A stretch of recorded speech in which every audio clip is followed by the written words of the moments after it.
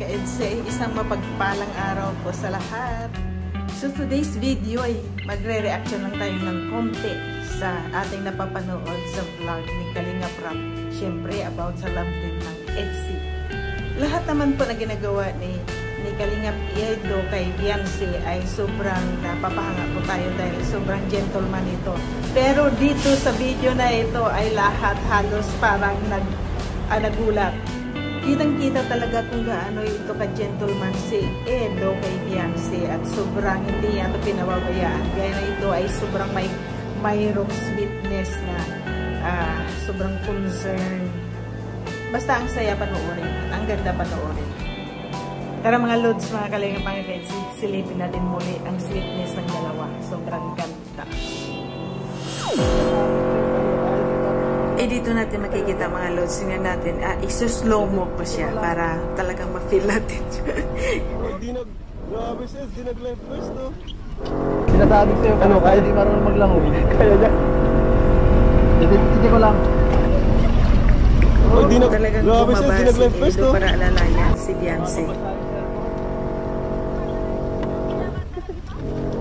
Kahit walang light vest. Ayun o, tingnan mo yun nung biglang napalanding si Beyonce, napayakap sa kay Edo. Tingnan mo, hindi man lang ni Edo na take advantage yung giyakap din. Basta alalay lang talaga siya.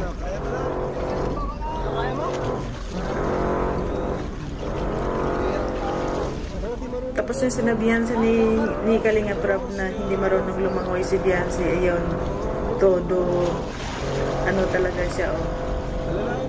Todo rescue.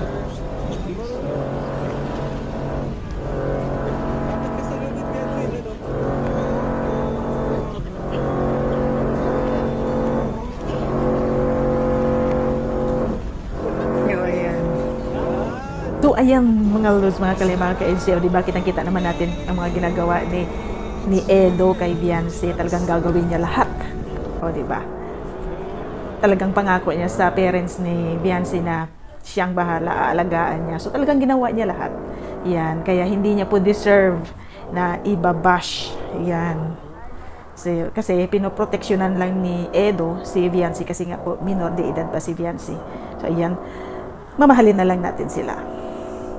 Yan mga lods, mga Kalingap EDSE, o diba, ang sweet ng dalawa, sobra. Ayan, so napainom na naman tayo ng vitamins, vitamin ng kilig, at puno ng pagmamahal. Sana po sa hindi pa nakapag-sub ng aking channel, pakisubscribe naman po. Ito ay Solid Kalingap, Solid EDSE, at sa lahat ng love team ng Kalingap ay supportado po tayo doon. Yes. Thank you so much for watching. Please don't forget ang ating ama ng Kalingap, siyempre si Kuya Val Santos, si Ate Edna Vlog, siyempre si Kalingap Rap. Yan. Thank you so much mga kaludes, mga Kalingap, mga ka-EDSE. Thank you so much at mag-ingat ang lahat. Please spread love and good vibes. Bye-bye! Shoutout nga pala sa Team Karipa at sa Team EDSE Singapore. Mabuhay!